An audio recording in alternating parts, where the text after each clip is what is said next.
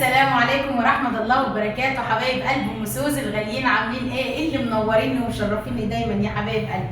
النهارده بقى لميت السجادتين بتوع الصلاة، قلت بقى اغسلهم النهارده كده في السهرة، اسهر فيهم كده، اغسلهم يا حبايب قلب. بعد الفطار بقى نتشجع ونغسل السجاد عشان داخلين على عيد بقى، يبقى سجادنا نضيف كده ونفرش بقى السجاد يكون نضيف كده يا حبايب قلب. انا ماليه البانيو جوه، هاخد بقى السجاده بالله واجيبها حبايبي ادعكها هنا في الصاله.